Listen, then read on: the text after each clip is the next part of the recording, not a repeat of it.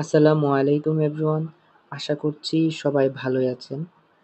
তো আজকের প্রথম ক্লাস হচ্ছে স্পিকিং পার্ট 3 নিয়ে। আমরা জানি স্পিকিং পার্ট 3 নিয়ে অনেক স্টুডেন্টস অনেক প্রবলেম ফেস করে যে আমরা স্যার পার্ট 1, পার্ট 2 ভালোভাবেই উতরে যাই। কিন্তু পার্ট 3 এর ক্ষেত্রে গিয়ে আমরা সেটা আর পারি না। কারণ পার্ট 3 তে তো আমরা কোনো ধরনের শর্টকাট ওয়েতে আমরা অ্যান্সার দিতে পারি না। দ্বিতীয়ত আমরা কোনো নোট মেকিংও করতে পারি না। সেজন্য আজকে আমি আমার ক্লাসটা নিয়ে আসলাম। তো প্রথমত যে ৮টি বিষয় মাথায় রাখতে হবে, সে ৮টি বিষয় নিয়ে আমরা কথা বলি। এই ৮টি বিষয় আমাদের মাথায় রাখতে হবে। প্রথম কথাটি হচ্ছে try two expand your answer. ঠিক আছে? আপনি ইলাবোরেট করতে হবে। আপনি চেষ্টা করেন, যেকোনো ওয়েতে চেষ্টা করেন। আমি শিখাবো, এই যে ওরিও মেথডটা আমি শিখাবো কিভাবে এক্সপান্ড করবেন। আচ্ছা, সেটা পরবর্তীতে শিখাচ্ছি।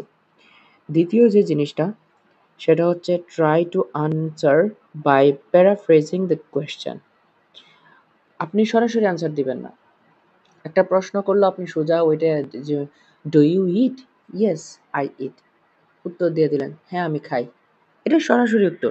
চেষ্টা করি যেহেতু পার্ট 3 সরাসরি উত্তর অ্যাভয়েড করে ওইটাকে প্যারাফ্রেজ করে অন্যভাবে চলে যাওয়ার। বুঝছেন? এটা হচ্ছে দ্বিতীয় জিনিসটা।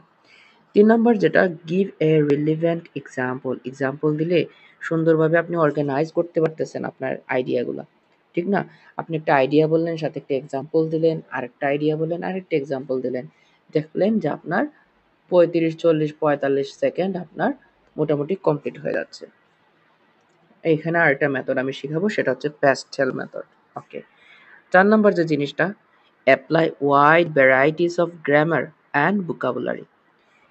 আপনি এক ধরনের মনে করেন প্রেজেন্ট সিম্পল বলতেছেন এবং সিম্পল মানে কমপ্লেক্স এন্ড কম্পাউন্ড ইউজ করতেছেন না, সিম্পল ইউজ করতেছেন। ঠিক আছে? সিম্পল সেন্টেন্স ইউজ করতেছেন আর ওইদিকে প্রেজেন্ট ইনডিফিনিট ইউজ করতেছেন। তো কি হলো? আপনি এক ধরনের গ্রামার ইউজ করতেছেন, আপনি wide variety of grammar use করতেছেন না এবং ভোকাবুলারিটাও মনে রাখবেন যে রিপিট করবেন না। ঠিক আছে? আপনারা রিপিট করবেন না। ৫ নাম্বার যে জিনিসটা সেটা হচ্ছে use a variety of sentence structures. অনেক ধরনের সেন্টেন্স স্ট্রাকচার ইউজ করতে পারেন আপনি। সিম্পল, কমপ্লেক্স, কম্পাউন্ড, তারপরে সবসময় যে আপনি অ্যাসার্টিভ সেন্টেন্স ইউজ করবেন তা না। মানে এক সময় এক ধরনের সেন্টেন্স ইউজ করেন। ঠিক না? ওইরকম ইউজ করেন। সবসময় ডিরেক্টলি অ্যান্সার দিবেন না। ঠিক না? যেটা আগেই বললাম যে প্যারাফ্রেজ করে অ্যান্সার দেওয়া উচিত। ঠিক না?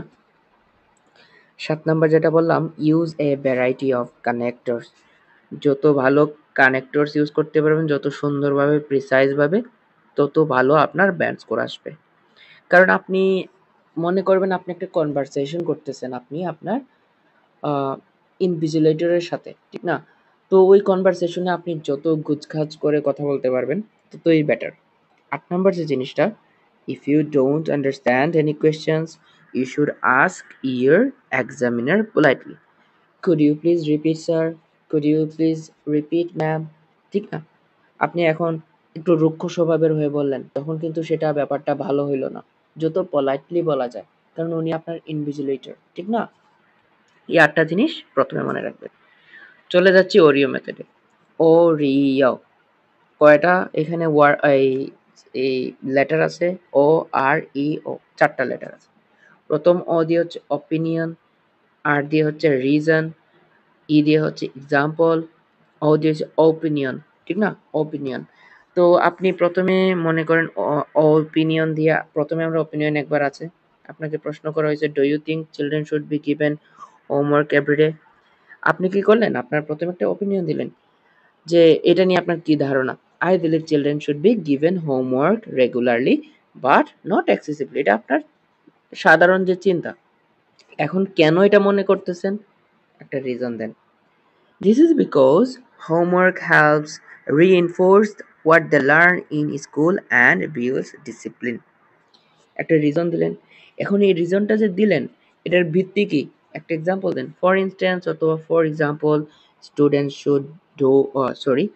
who do math exercises at home tend to perform better in exams compared to those who don't practice. ঠিক আছে? মনে করেন আপনি একটা এক্সাম্পল দিলেন। লাস্টে একটা নরমাল আবার নরমাল আবার একটা অপিনিয়ন দিবেন। হাউএভার মানে আগে একটা অপিনিয়ন দিছে আপনি এটা বিলিভ করেন। হাউএভার সবকিছু কিন্তু অতিরিক্ত বাড়াবাড়ি ভালো না।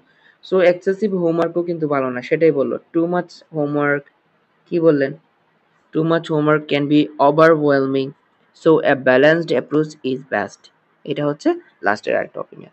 সো কত সুন্দর ওয়েতে দেখেন করলো। আপনি তো আরো বড় করে বলবেন। এখানে জাস্ট সুন্দর করে উদাহরণ দেওয়া হলো। আরেকটা উদাহরণ আমরা দেখি। মনে করেন প্রশ্ন হচ্ছে how has technology changed the way we work? প্রশ্নের অর্থ কি? আমাদের যে কাজের ধরনে কি ধরনের পরিবর্তন আনছে এই টেকনোলজিটা কেমন পরিবর্তন আনছে, ঠিক না? অপিনিয়নে সেটার আমি প্রথমে অপিনিয়ন দিলাম technology has significantly transformed the workplace making tasks more efficient. এটা আরো টাস্ক আমাদের কাজগুলোকে আরো সহজ করে দিয়েছে, ঠিক না? আরো এফিশিয়েন্ট করে দিয়েছে। কেন করে দিয়েছে? Many jobs that once required manual effort, ঠিক আছে, can now be done with computers and automation.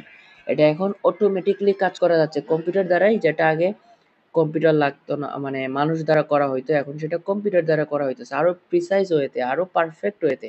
এটা আপনারা অ্যাড করে দিতে পারেন। এই কারণে কাজ আরো সহজ হয়ে যাচ্ছে, ঠিক না? দাঁড়ান।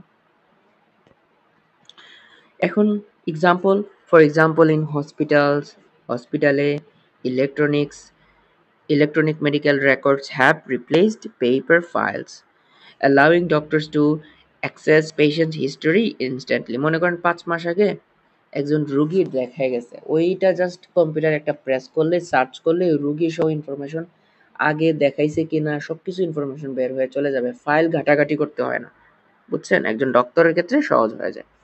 লাস্টে আবার অপিনিয়ন দিছে ওভারঅল ওয়াইল টেকনোলজি ইনক্রিজেস প্রোডাক্টিভিটি, মানে প্রোডাক্টিভিটি যেমন বাড়াইছে, ইট অলসো রিকোয়ার্স, এটার প্রয়োজন হয় people to adapt and learn new skill. এটা আবার মানে প্রয়োজন হয় কি নতুন স্কিলের প্রয়োজন হয় শিখা, মানে নতুন স্কিল শিখা প্রয়োজন হয় এবং অ্যাডাপ্টিভিটির একটা বিষয় আছে।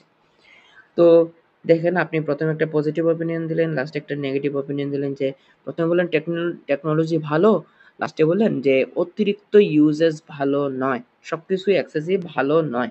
সেটা গেল।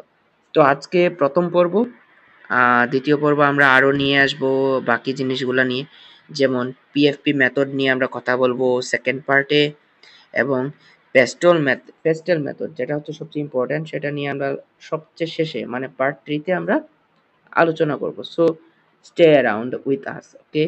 পার্ট 1 আজকে দিলাম, পার্ট 2 এবং পার্ট 3 এর জন্য অবশ্যই আপনারা সাবস্ক্রাইব করে রাখবেন। আর সাবস্ক্রাইব করে রাখলে আপনার নোটিফিকেশন পেয়ে যাওয়ার পর আপনারা হয়তো পার্ট 2 এবং পার্ট 3 ক্লাসও করতে পারবেন।